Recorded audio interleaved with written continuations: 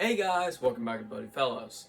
Today, I want to talk to you about my 8mm projectors and Super 8. First of all, thank you so much for 50 subscribers. And now I can do live streams. But maybe I will, maybe I won't, because barely any people watch these videos. Like 80 or 90 or 95% of my viewers aren't subscribed, and I don't really care if you want to subscribe.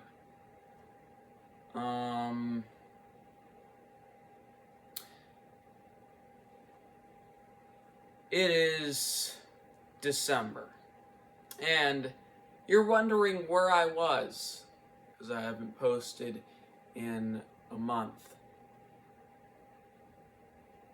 And that's what happens. But this is sort of the pattern that I have and want to continue every year. April, May, June, July, mid-August, then a few videos here and there until December, which is daily uploads, and then back to that. But first of all, I want to talk about this Super 8 sound projector by Chinon or Chinon, whatever it was. It's collecting dust because it was sitting in a barn for a few months, but it wasn't like a livestock barn. It's just a little storage barn that have, and I mean, it still runs movies. It's just a little bit dusty. To thread it, you push this button down, and let's take a look at the inside. Oh, jeez. But here's the small light. This is the threading mechanism. You can see that at work if you look very closely, but my phone camera probably won't see that. But there is a microphone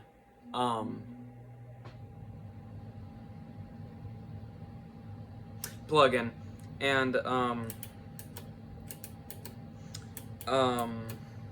yeah, you can record, I guess, onto the film. I haven't tried it. I don't want to try it with some valuable sound films. And I've only used this a few times, and it works really well. Yeah. And it's an auto thread, so you gotta love that. And yeah. Also does sound adjustment, which is what you would only see on 16mm projectors, but I'm glad that this one has it too. It's pretty cheap. It was like $100 or $200. And here is a regular 8mm projector. Sad thing about this though is that it's pretty much broken. It has the telex syndrome, which is complicated at first, think you know it, but then it just rips up films because it wants to. But this has a reason, because this switches, this is sound, and it switches between 8mm and Super 8, right here. So if you mess that up once, then the whole thing will be rendered useless. And I think that happened, but hopefully it didn't, and I'm just threading it wrong. But it's an auto thread, so I don't know how you do that. But with this auto thread, you hold down on this, and and let's open it up. Same light.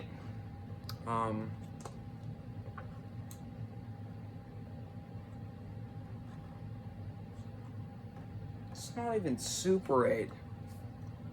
It doesn't even switch. I don't know how I got that wrong.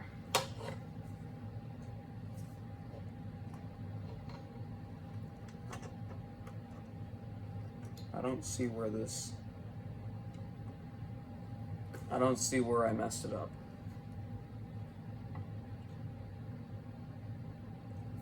I think it's right here.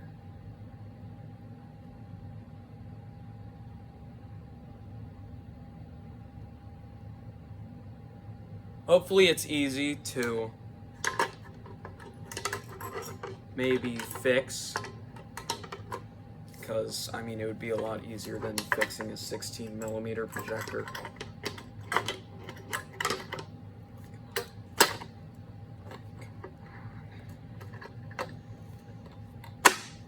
There. But that one was plastic and this one is mostly metal. So that's why you gotta love regular 8mm. But this also works for Super 8. But we don't know if that'll ever work again. Also, it's sound. So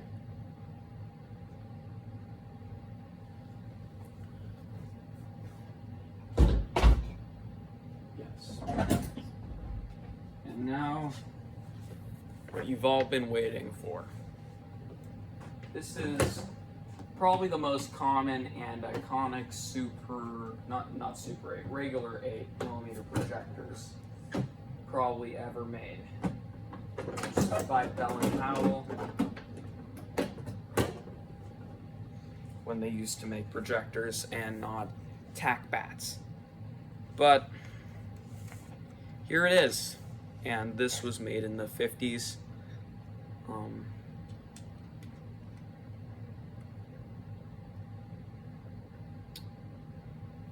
Yeah. It's really easy once you know to operate it, but it has a tilt notch. And when you thread it, you have to include loops so it doesn't chew the film up. You need some slack on it. But for the most part, it's a simple projector, and that's why everybody loved it in the 50s, 60s, 70s, you know. And in pretty good condition, and got this for free. One of my friends said, hey, we got a projector, we found it in the attic or whatever it was, garage, and they were like, we haven't used it in a really long time, and we have some family movies that we want to see if you can get those up and running. And I did. It's a pretty good projector, but it takes a lot of learning to thread it because this is a really old projector. Probably my oldest projector in the whole collection. And it looks like it was made in the 1930s, but no, this was for 1950s home movies. That's why it's so simple. But they also gave me that wonderful screen. And then I ripped it because the thing won't roll back into itself because the spring mechanism, I guess, snapped or something and it won't roll back in. Then it ripped because it was from a really long time ago. And yeah, but little duct tape fixed that up. And I'm glad that I didn't have to buy it because screens are about $150. But this is the last 8mm projector that I have and the last one that I wanted to show you. Really common, but really cool. And I'm glad that I didn't have to buy this at an antique shop because it wouldn't really be worth it. I don't really like 8mm or Super 8. It's way too small to thread. That's why I like the auto thread machines. But, you know, this is the only regular 8 that I have working currently. So I'll take it, you know? Projector works great. And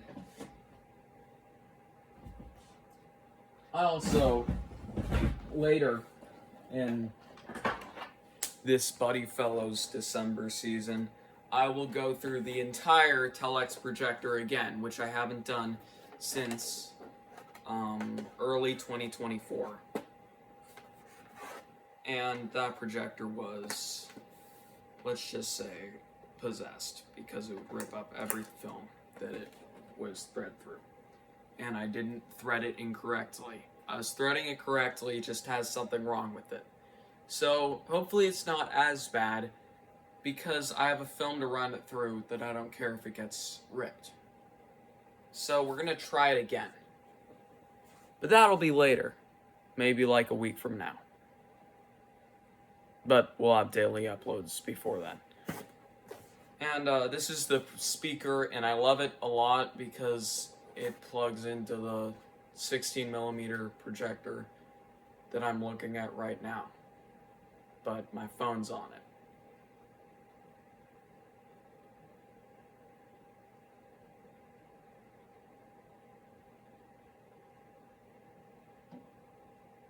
Okay, so, yeah, it's just simple speaker, works really well, especially with the new projector that actually works.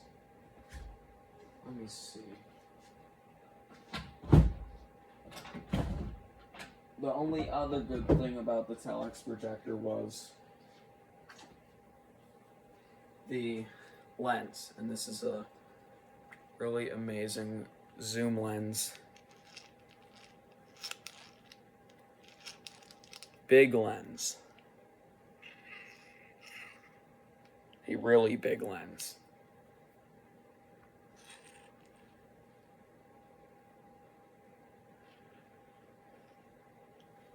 Can't really see anything through it because it's supposed to magnify film.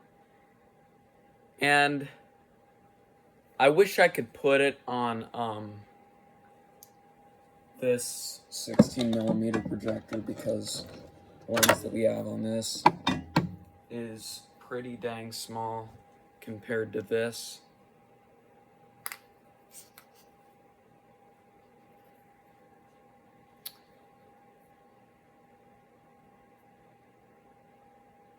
I mean, but you can see stuff through this, but it won't magnify the film as big, because this lens could probably bring the screen up to here, and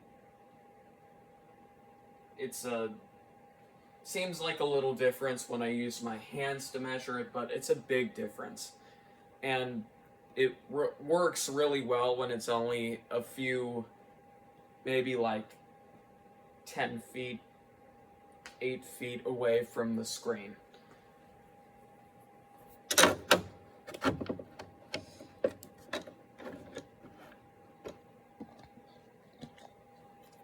And yeah, those are pretty much the only things about the Telex that I like, because the rest of it is just a regular 16mm projector's functions and a possessed 16mm projector's defects, such as ripping up film and messing up the audio track on the film.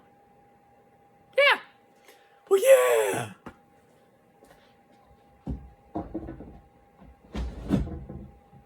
But anyways, that's pretty much all that I have for you today. Thank you again for 50 subscribers, and if you like my channel, please subscribe.